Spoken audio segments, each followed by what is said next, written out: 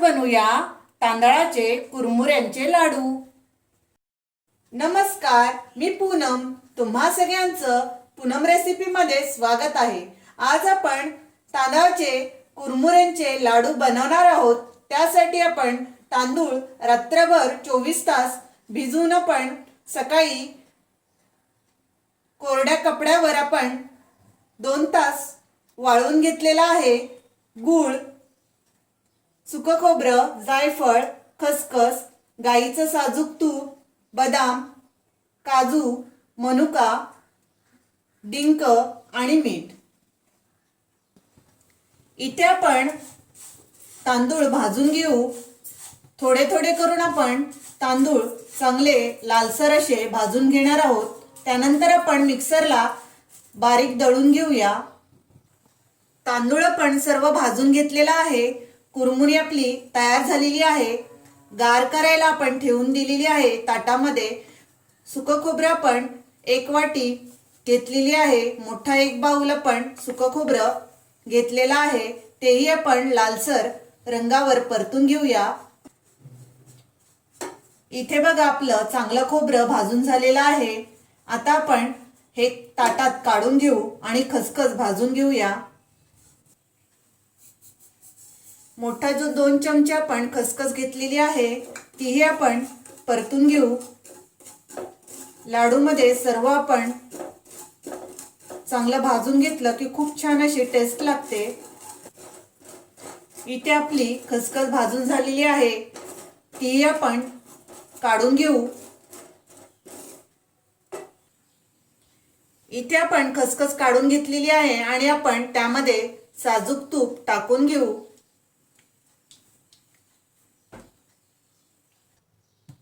तूप आपलं विरघळलेलं आहे, त्यामध्ये आपण डिंक टाकून घेऊ।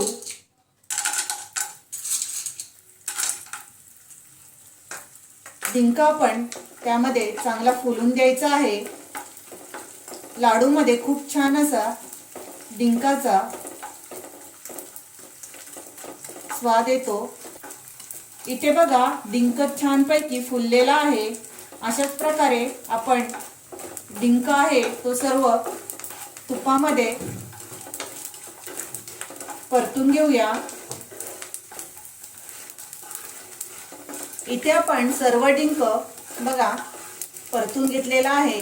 आपण इथे 50 ग्रॅम डिंक घेतलेला आहे।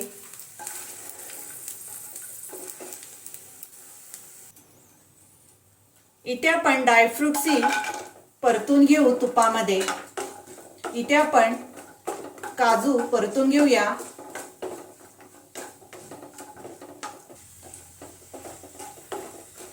गोल्डन कलर वर आपण काजू परतून घेतलेले आहेत। तुमच्या आवडीनुसार तुम्ही इथे ड्रायफ्रुट्स घेऊ शकता।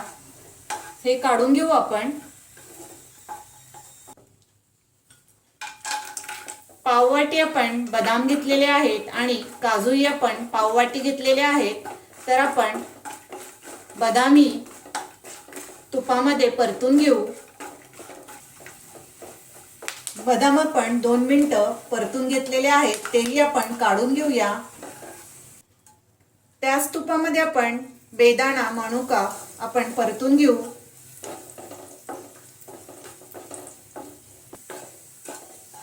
बेदाणा आपण परतलेला आहे, खूप छान असा बघा फुललेला आहे। बाउलमध्ये आपण काढून घेऊया।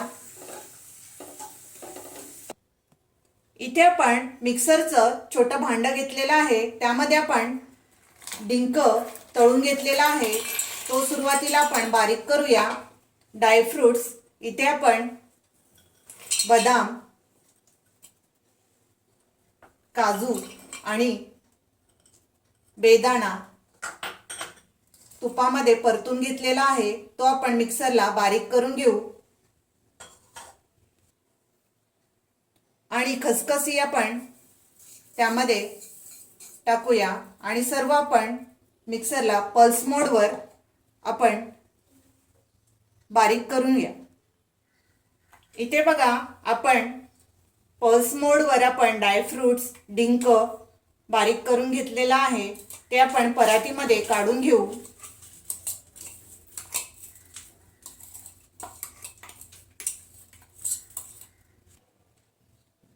इथे आपण भाजून घेतलेले तांदूळ आपण मिक्सरला बारीक केलेले आहेत कुरमुरे, तेही आपण पीठ मिक्स करूया।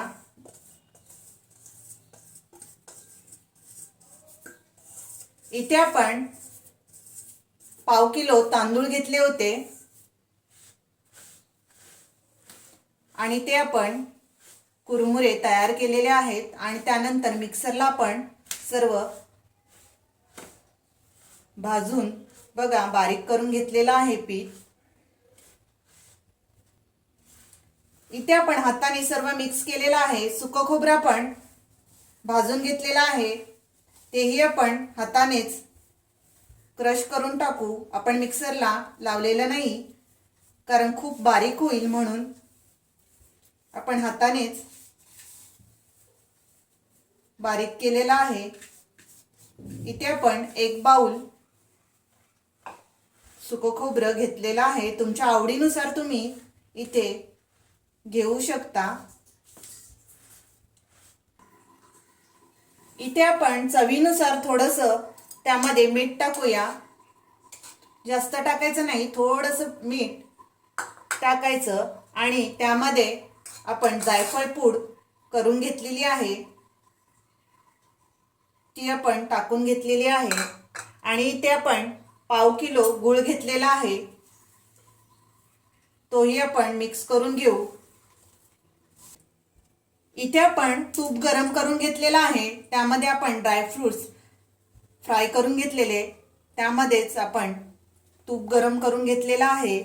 बघा गरम गरम असं तूप आपण त्यामध्ये ओतून घेऊ।